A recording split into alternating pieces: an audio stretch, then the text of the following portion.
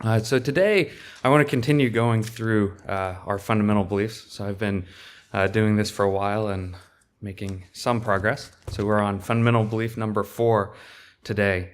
And this is about the humanity. So the nature of man is what fundamental belief number 4 is. And almost all the fundamental beliefs before this, there's many different views about what's believed about humanity, what believed about the nature of man. And when we can look at what others believe, the earliest recorded views are those that come from classical Greek philosophers, philosophers like Socrates and Aristotle and Plato. And now, just a little bit about what Socrates believed, since he was kind of the foundation and is formed the belief for probably the first millennia of this after Christ.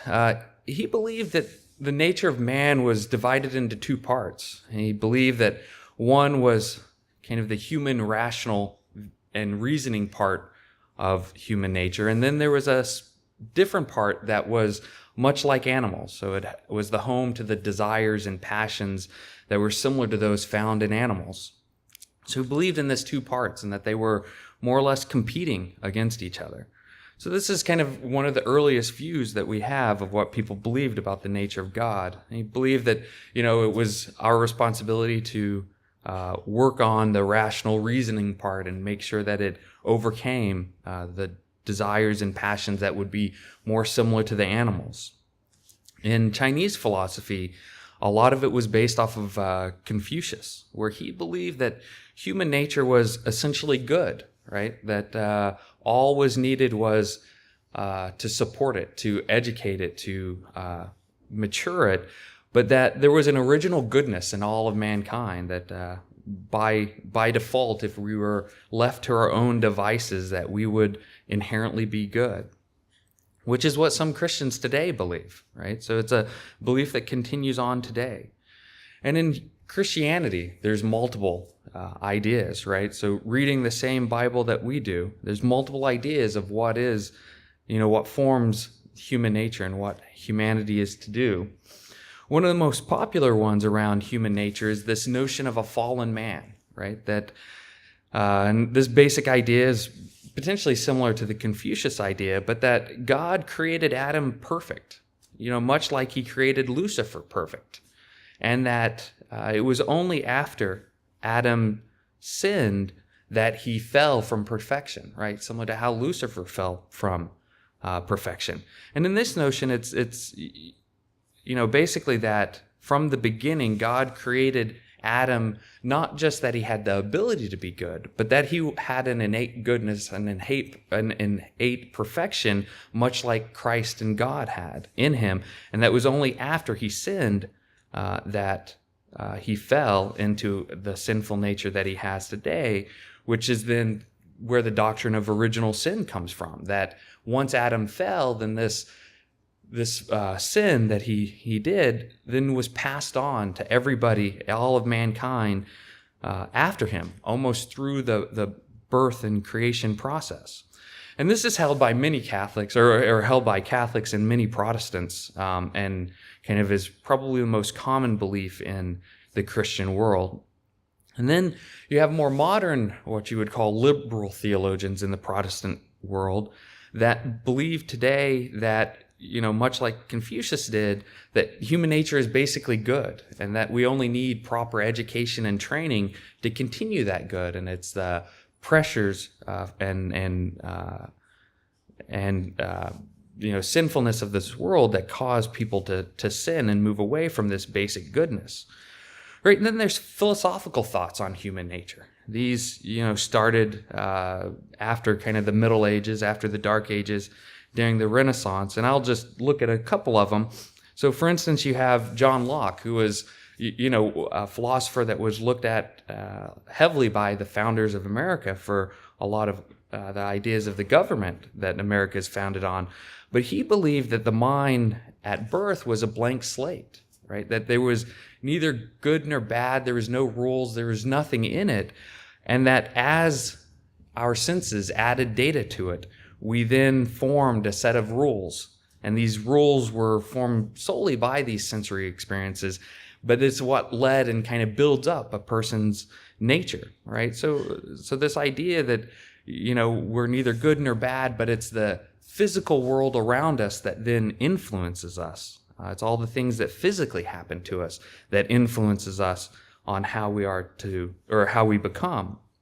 And then Rousseau, another popular philosopher, he proposed that animals, or that humans had essentially been once solitary animals. So that he kind of, from a philosophical point of view, came to this notion that people were essentially animals, and that it was only over time and due to accidents that we began to reason, that we began to form languages, that we began to form communities. Right, and we know that this is, very similar from what we would call a scientific view today that was, most popularized by Charles Darwin.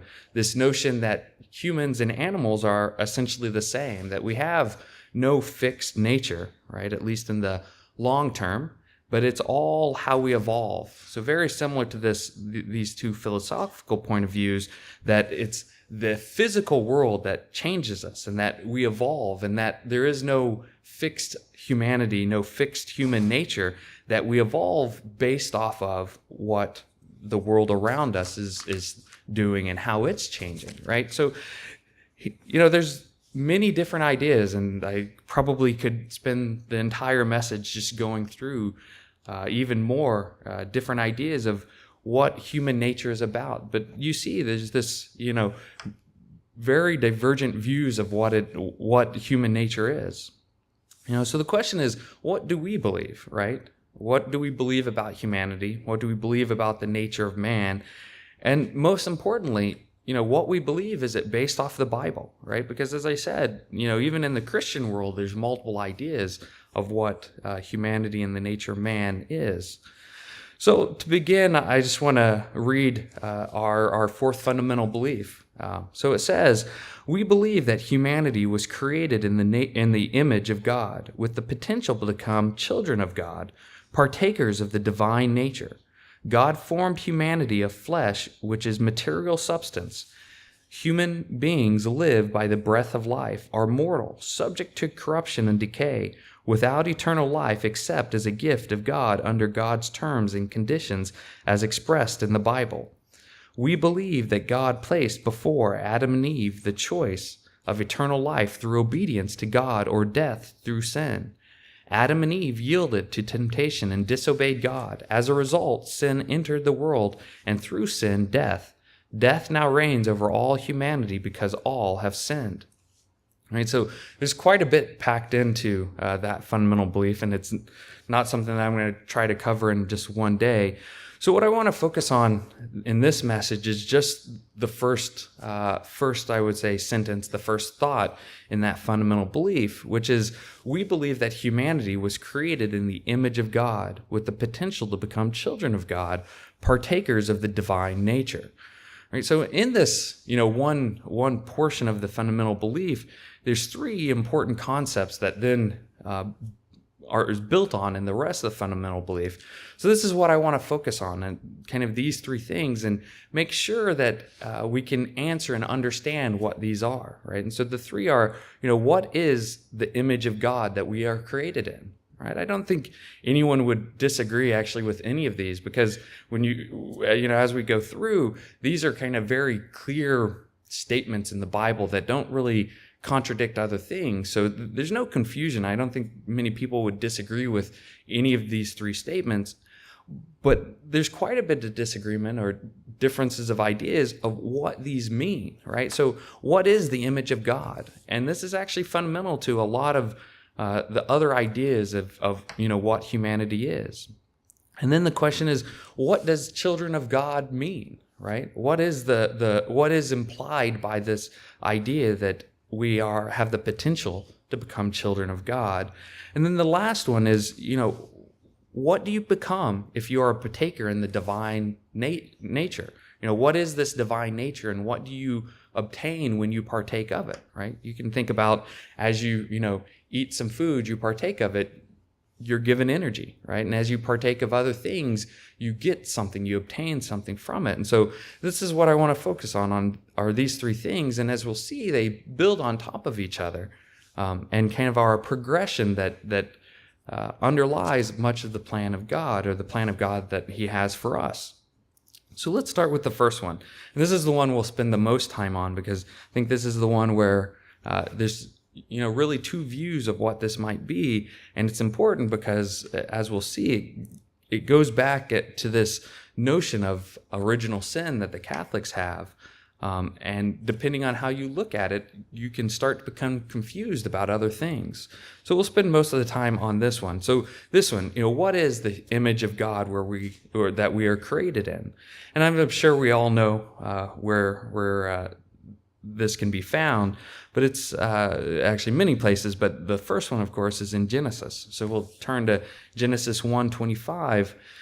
And it's interesting reading, I think, verses 25, 26, and 27 together. Because it says, "And God made the beast of the earth according to its kind, cattle according to its kind, and everything creeps on the earth according to its kind. And God saw that it was good." All right, so we see here that, the preceding verses where God is talking about creation, and then when he starts to create living beings, he says he creates them according to their kind, right? So there's an order, a structure, what we would call species today, for instance. And then in verse 26, it says, "Then God said, 'Let us make man in our image, according to our likeness. Let them have dominion over the fish of the sea, over the birds of the air, and over the cattle, over all the earth, and over every creeping thing that creeps on the earth.' So God created man in his own image. In the image of God, he created him, male and female, he created him." So we see here that, as I said, at creation, God starts to create living beings. And he says that he creates them essentially as similar species. But then he does something different with man, right? He doesn't say about any of the animals that he created those animals in his likeness. But with man, he kind of breaks the way he talks about how he created man, or what the blueprints behind mankind were. Because he says here that, he creates man according to his image, right? And so, yes, man has his own, species today, but this species, unlike the other species of animals, is patterned after God himself, God in Christ. So we see this, is different than what you would say about all of animals. So we can see, just in this verse today, that God is saying that man is not like animals, right? He made mankind differently than the animals. But what is this image of God? As I said, this is, potentially has a lot of implication as far as what we are today and what we potentially can become. So just quickly, I want to look at these three words here that I think are very relevant to the topic. So, of course, in verse 25, you have this notion of kind. And this is from a Hebrew word. It's 4327, which I believe is pronounced mine. And it says from an unused root, meaning to portion out, a sort or species, right? So it's what we would call today species or subspecies, genesis, those kind of things. And so this is how God made the animals. He made them all, he made for cattle, he patterned them after the pattern that he designed for cattle. And after the things that creeps, he patterned them after other things that creeped. And then the next one is image, right? So man is made in God's image. And this is Hebrews 6:7-5-4, Tazum, I believe, Telum. It says, from the unused root meaning to shade, a phantom, illusion, resemblance, hence a representative figure, especially an idol, image, vain, or vain show, sorry. And so here's this idea of an image, right? That it's much like the thing that it represents, but it's not quite like it, right? And as we look on, there's different levels of being made in someone's image, right? You can think of, someone has, let's say a painting made of them, right? And that looks like them. You'd look at that painting and you would say, yeah, that looks like that person. And maybe a photograph would look even more like that person, right? You would see more details. And then maybe if you built a statue, you would start seeing some three-dimensionalness about that person. So you would start to learn more about that person than you would, just from a painting or from a photograph. And then you can go even further, right? And we'll talk about this more, but you can go to, where we would see a child is, made in the image of their parents. And then you can start to know a lot more about that person from that image, right? And so there's different levels of being made in something's image. And then the third word is likeness. And this is Hebrew 1:8-2-3. And it means resemblance, a model, a shape. That it's like something, so it's after the fashion, after the manner, it has a similar, cannot pronounce things today. So it's very similar to it. So we know, right, that, we see these three words and they imply slightly different things. And so when we look at it as us being made in God's image, what does it mean, right? We know that we weren't made identically to him today, right? We're not spirit. We don't have all the powers, all the attributes of God, right? So it's not that we are identical to him. And so, what is it? What level at which is this talking about of us being made in the image of God? Probably what many people would do if they wanted to get some ideas is they would start going to a set of Bible commentaries, right? So the one I want to look at first is, or look at today, because many other kind of popular commentaries would echo the same sentiment. So it's fairly prevalent in Bible commentaries. But I'll read from Jamieson, Fawcett, and Brown. The section on verse 26, in particular the one about the image, it says, "In our image, after our likeness," and says this was a peculiar distinction, right? The value attached to which appears in the words being twice mentioned. So it's true, right? He's going to be made in his image, made after his likeness. So it's a distinction, as I mentioned, from what the animals were described as. And then it goes on to say, "And in what did this image of God consist?" And this is where, I think as we'll read, we would start to disagree with it. So it says, "Not in the erect form or features of man, not in his intellect, for the devil and his angels are, in this respect, far superior.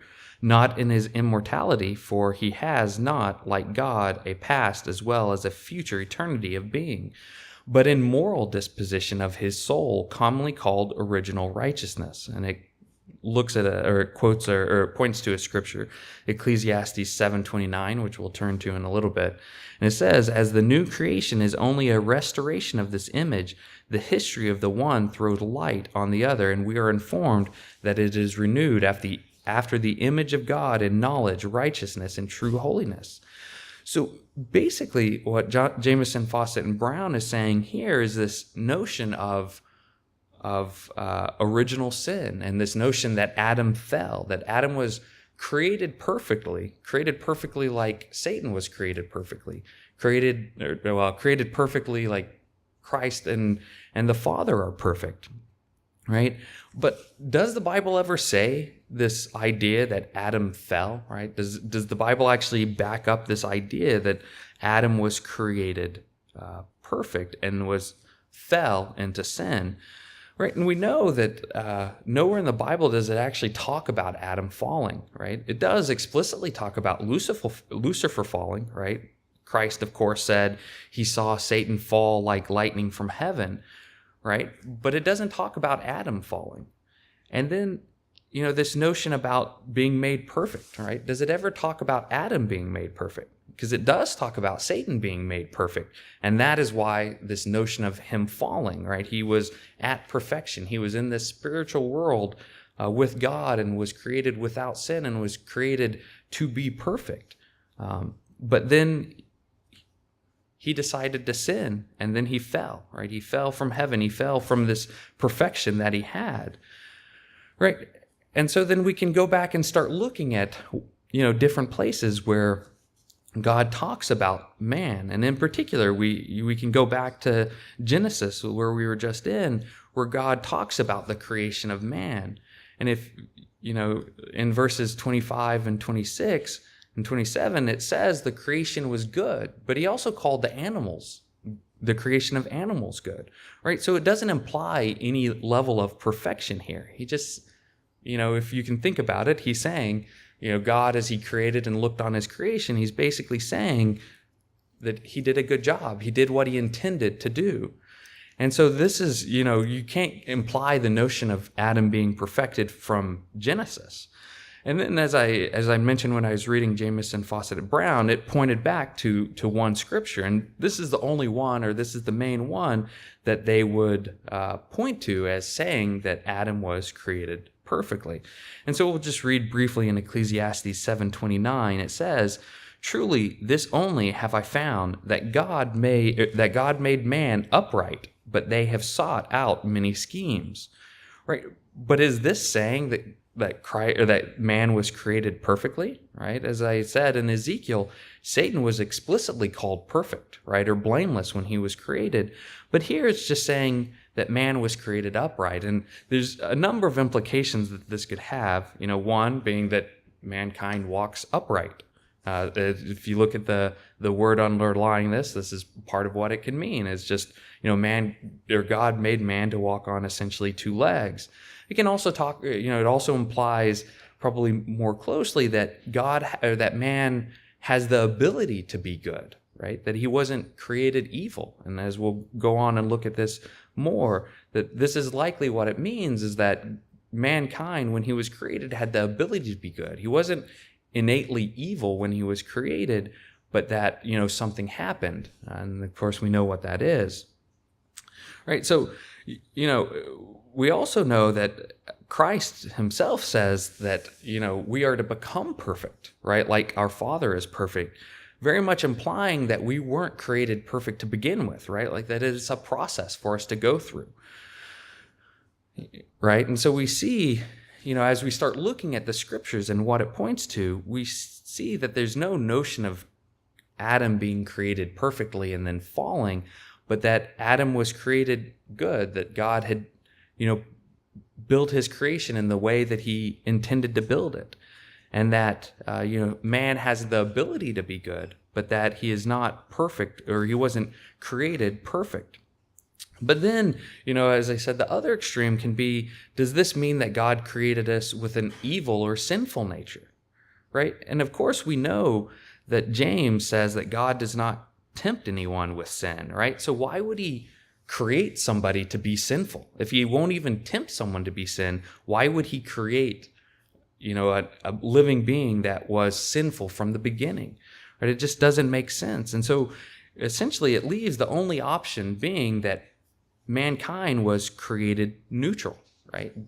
With this ability to either go on to perfection or go on to sin. And of course, we know what Adam and Eve decided.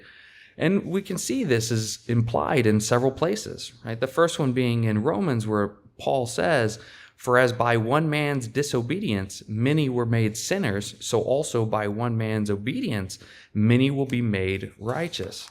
And so here Paul is saying that, mankind, after they're created, after they were born, were either made sinful or made righteous. And so it's not that we are starting out as either righteous or sinful. We're starting out in a neutral state, right? Neither perfect nor evil.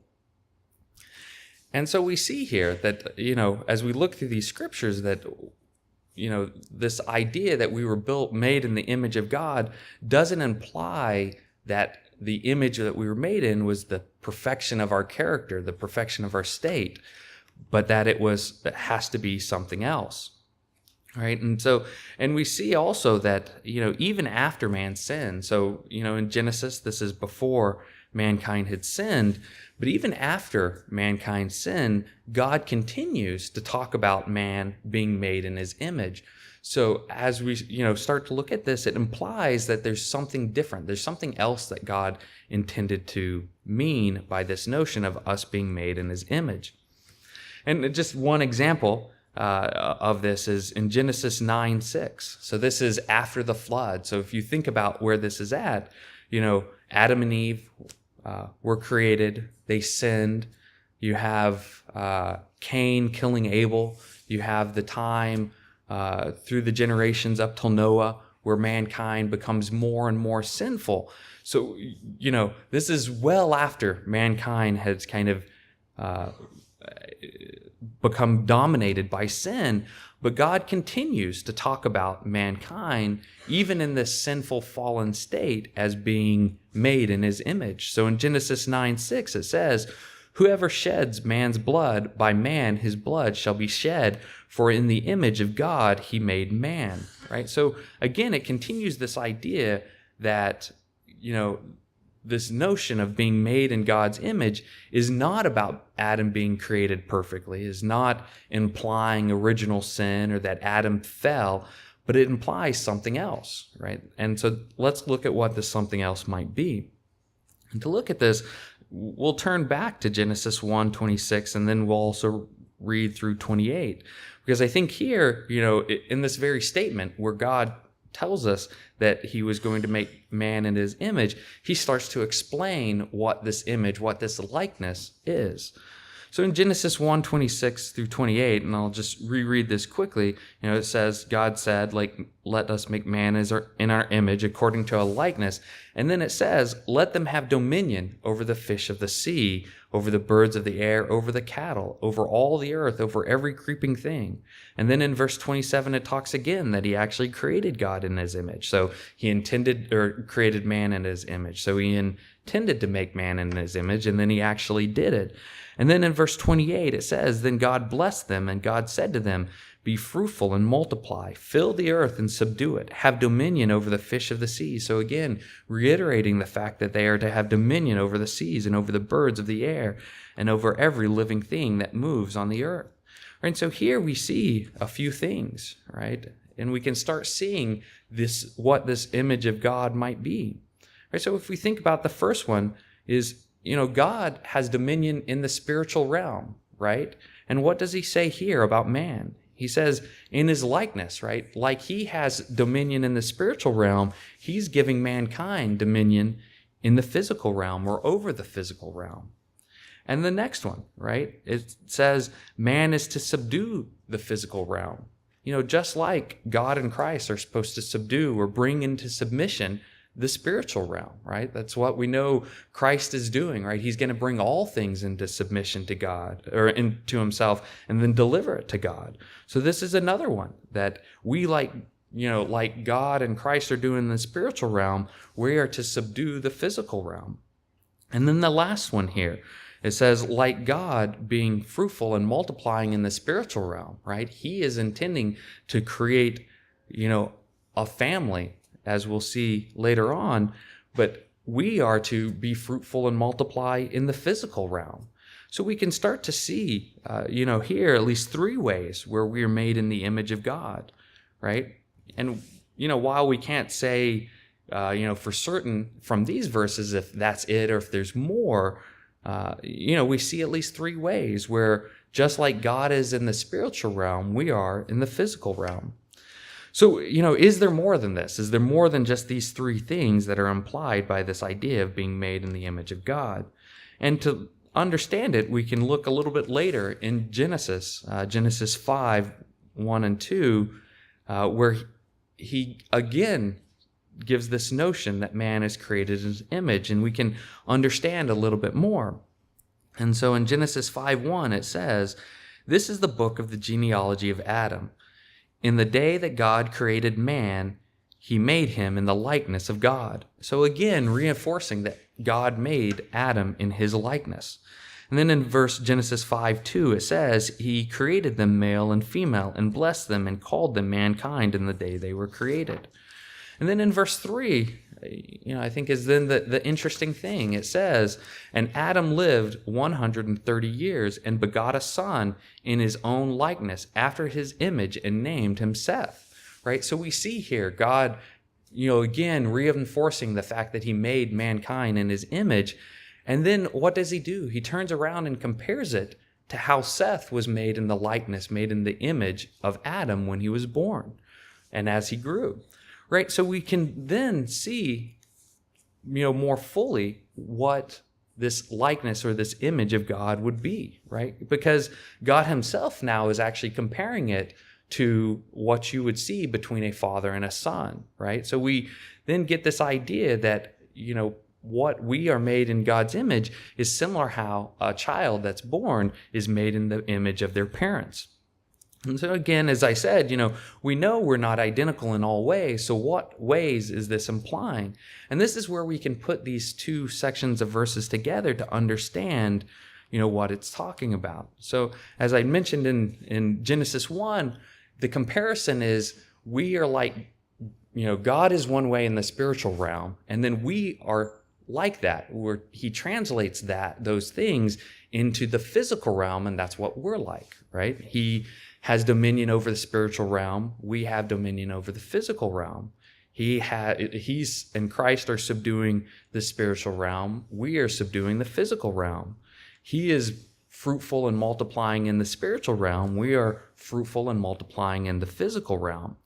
Right? So then we can start to then add this. So much like then if you would say what a parent or what a child is made in the image of a parent in the physical realm, then it must be a translation of what God is like in the spiritual realm to what we are like in the physical realm. And for those who were in Squim a couple weeks ago, I gave a message on the spirit of man, the spirit of God, and the spirit of this world. And they're very related concepts, right? Because what we know is that in the spiritual realm, there's things that we just aren't like God. We don't have eternity. We don't have the character that God has. So there's things that we know we're not like him. But there are many things that are translated then into the physical world that he's like, right? And in these cases, they're all differences that mankind has from animals, right? Things like creativity, the ability to reason, the ability to plan, the ability to communicate with complex languages, complex ideas, complex thoughts, right? If you think about it, Adam was able, not long after creation to name all the animals, right? He had no idea of what an animal was or what the name should be, but God said he went and named all the animals. So almost from the beginning, he had this ability to communicate with this complex language, right? We also have the ability to understand this principle of cause and effect, right? That what we do now is going to affect what happens in the future.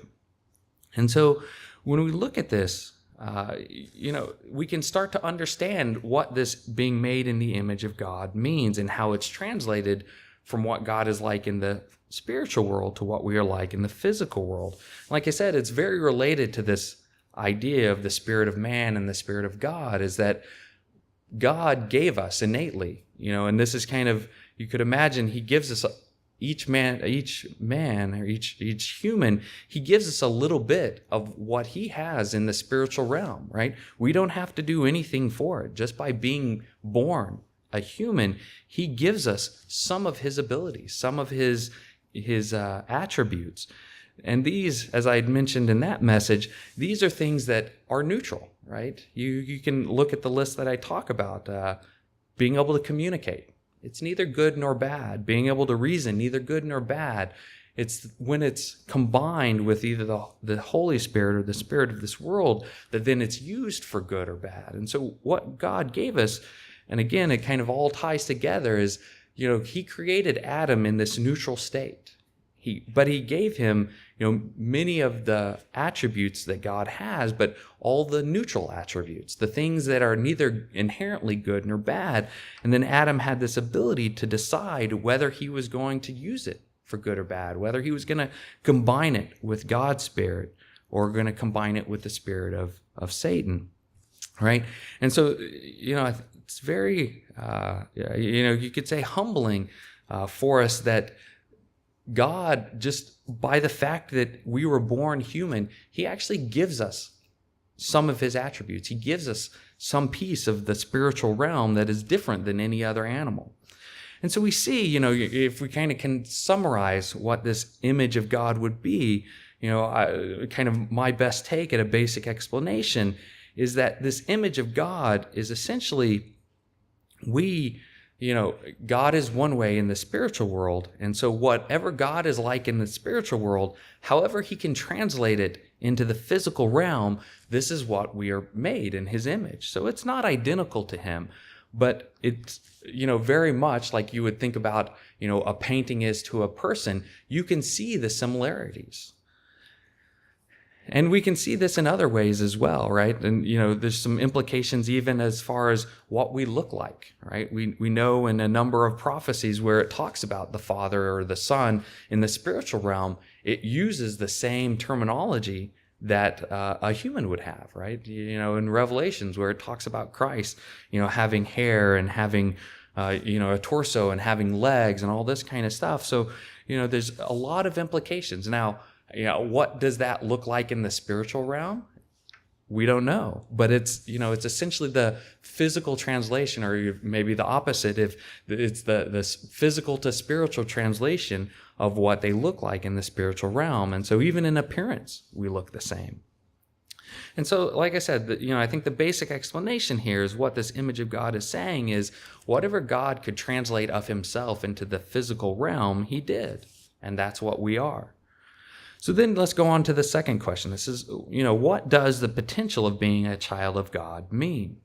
And this one, again, I think not many people would disagree with the statement of a child of God, but there are a couple things here that I think are different than what many believe.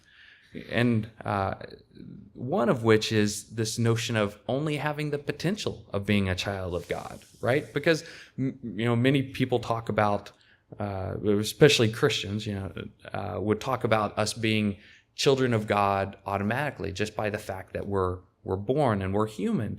But this is saying, something slightly different. This is saying that we only have the potential of being a child of God. And so, let's dive in and understand what this means, and especially whether this notion of us only having the potential of being child of God is true and kind of biblically based. So to begin with, let's start in 1 John 3, 1 and 2, where it says, "Behold, what manner of love the Father has bestowed on us, that we should be called children of God. Therefore the world does not know us, because it did not know him. Beloved, now we are the children of God, and it has not yet been revealed what we shall be, but we know that when he is revealed, we shall be like him, for we shall see him as he is." Right? And there's a couple of key points here that we should look at. So the first is that being a child of God is an act of love, right? It's a thing that the Father bestows on us, right? And so the very implication here is that it's not something that we innately have, right? It's not like, as I talked about, the spirit of man, which he innately gives to every human being. This is something different, right? And this is where we would get the notion or the idea that we only have the potential of being children of God, because this has to be something that God decides he's going to bestow on somebody. And so while we all have that potential, right, it's really up to God whether he's going to bestow it on us or not. And then the second key point here is that being a child of God is essentially the next step in becoming like God, right? You could say fully becoming like God, right? So, the first notion here of being made in the image of God is that we're just a translation in the physical realm from what he's like in the spiritual realm. But what it's saying here, especially in verse 2, is that now being a potential child of God, now it's no longer just being this translation in the physical realm, but it's actually we have the ability to be like God is in the spiritual realm. He's holding out that potential. So one of the things that's implied by being called a child of God, or this term child of God, is now it's no longer just us in the spiritual realm having the appearance or likeness of God. And he's saying we have the potential to actually become like God is in the spiritual realm. And so, moving even further down this path of us becoming like God. And this is reinforced again in 1 Corinthians 15:49. That's 1 Corinthians 15:49, where it says, "And as we have borne the image of the man of dust today," each of us have borne the image of the man of dust. It goes on to say, "we shall also bear the image of the heavenly man," right? So this notion that today we are physical, but we have this opportunity to be spiritual. And so that we can start to understand, at least the basic idea of what this term child of man implies. It implies that we're actually born in the spiritual realm to be like God. And then to get a deeper understanding, because that's just the beginnings of it. God has even more in store. He implies much more by this notion of being a child of God. And so let's turn to Romans 8:12 through 17, where it says, "Therefore, brethren, we are debtors, not to the flesh, to live according to the flesh. For if you live according to the flesh, you will die. But if by the Spirit you put to death the deeds of the body, you will live." Right? So again, talking about we have this ability to live on in the Spirit. And then in verse 14 it says, "For as many as are led by the Spirit of God, these are sons of God." So very similar to this term, child of God. "For you did not receive the spirit of bondage again to fear, but you received the spirit of adoption, by whom we call out, Abba, Father." And so in verse 15, it implies a little bit more, right? So not only are we going to be born in the spiritual world and be like him, so just like any of us are similar, now it talks even kind of a deeper meaning, a more powerful meaning. You receive the spirit of adoption, right? So not only are we just going to be like him, we're going to be in his very family. We're going to be part of the family of God. And then it goes on and says, "The Spirit himself bears witness with our spirit that we are children of God. And if children, then heirs, heirs of God, and joint heirs with Christ, if indeed we suffer with him, that we may also be glorified together." Right? And so this is key to understanding the full meaning that we talk about when we say child of God. Right? It's not just that we're going to be, created in his image. So you would, think about, seeing any random person in the street, right? Yes, they, are similar to you. They are, physical. They have all the attributes of a man, but there's no closeness. There's no relationship. But this is actually saying something different, right? This is saying even more, implied a deeper combination, right? That we're going to be in the very family of God, but it could just stop there, right? You think about stories like Cinderella, right? Where you have adopted children and they, are not treated as well as your own children. But, and so that's where it could stop. We could be in the family of God, adopted by God, but kind of secondary, lower class than Christ.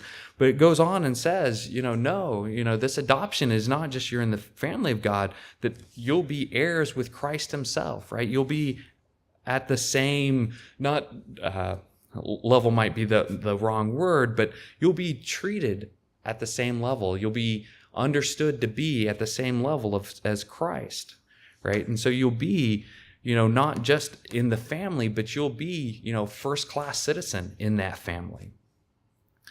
And so, I think, verse 16 or verse 17 implies a lot. It implies kind of this fullness of what is meant by child of God. And here, I think in verse 16 is actually, one of the keys of understanding of how this happens, right? So in verse 16, it says the Spirit himself, being the Holy Spirit, bears witness with our spirit. This spirit of man that I talked about earlier, right? And so if you think about it, this would be analogous to how a child is conceived, right? You have, the Holy Spirit is coming together with your spirit, and then we're nurtured, right? In a woman, in the church, represented by the church, and then we're born, a twinkling of an eye, into God's family. And so, we can start to see that, even how God designed the birth process, right? And as we understand it even more fully today, it's just symbolic of what God is doing in the spiritual realm. So again, I think, this is, as I said, this notion of being children of God implies a lot. It implies, a great honor, a great inheritance, as it talks about. So then let's move on to the third one, and we'll go through this one pretty quickly. But it says, what does partakers of the divine nature mean, right? So this was the third statement that we had. And we can see in 2 Peter 1 verse 4 is where we get this term, partakers of the divine nature.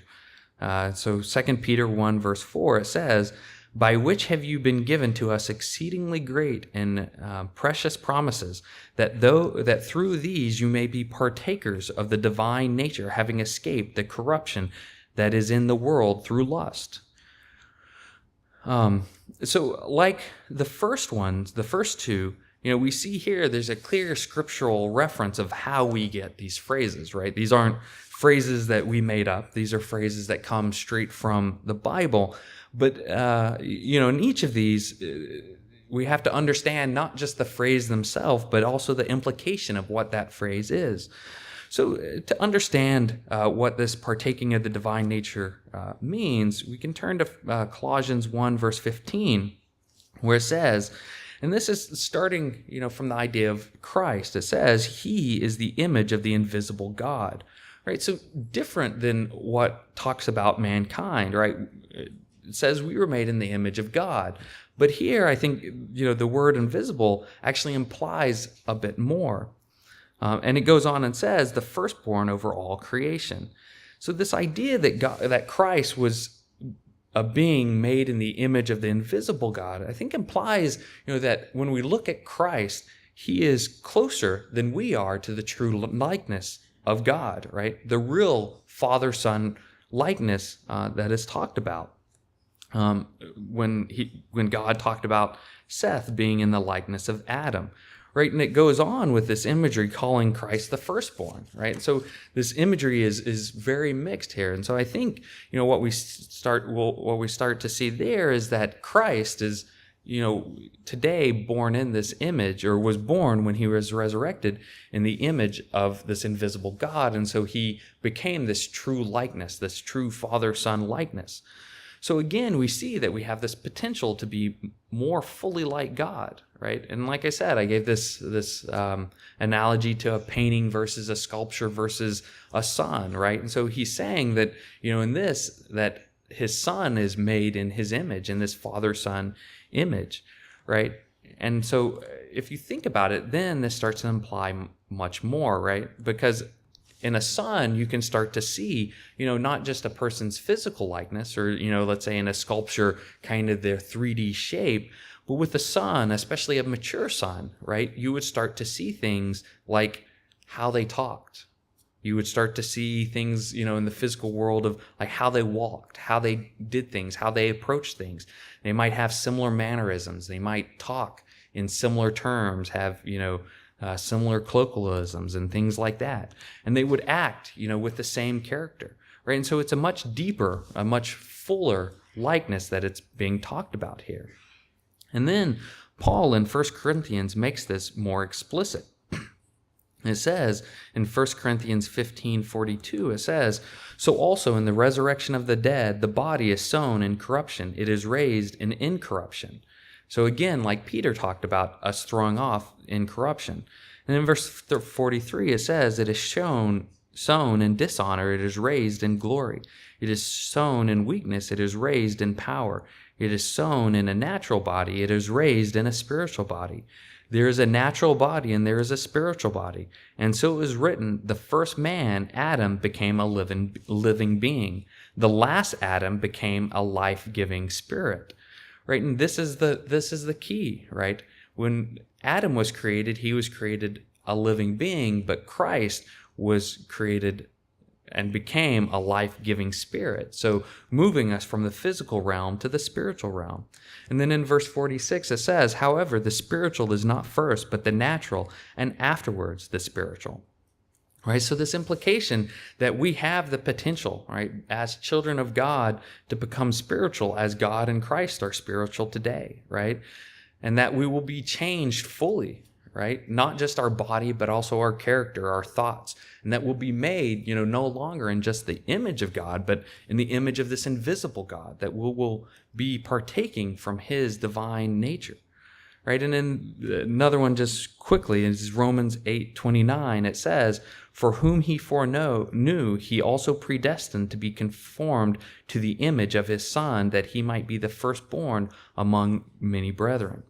Right? So again, implying this notion that, we start out as made in the image of God, just this physical representation of or translation of what God is in the spiritual realm. But as we become children of God, as we partake this divine nature, we now have the ability to become much more like him, a much fuller image of him. And so, as I said, these three things, this notion of being made in God's image, and then being a child of God and partaking of the divine nature, they build on each other, right? They build on, we were created initially as just a translation of what God's spiritualness is like, and we were translated into the physical realm, right? But then we have this potential bestowed on us by God's love to become his children with all that it implies, not just a likeness, but actually, fully in his family and being full joint heirs with Christ of all that God the Father is doing, right? And that we do this, we escape this corruption of this life by partaking of God's own nature, right? Through his Holy Spirit. And so, as I said, there's many things wrapped in these three concepts, right? I think they're all, simple things that we could or simple terms that we might gloss over without understanding the full implication. But they're key, right? And especially as we're entering these fall holy day season, we'll be reminded about pieces of these probably many times, right? Because they're central to God's holy day plan for us, right? His fulfillment of his plan for each one of us. And so, as I said, just wanted to focus in on this first portion of the fourth fundamental belief. So I'll go through the rest of it in future messages. But in closing, I just want to again read this fourth fundamental belief. It says, we believe that humanity was created in the image of God with the potential to become children of God, partakers of the divine nature. God formed humanity of flesh, which is material substance. Human beings live by the breath of life, are mortal, subject to corruption and decay, without eternal life except as the gift of God under God's terms and conditions as expressed in the Bible. We believe that God placed before Adam and Eve the choice of eternal life through obedience to God or death through sin. Adam and Eve yielded to temptation and disobeyed God. As a result, sin entered the world, and through sin, death. Death now reigns over all humanity because all have sinned.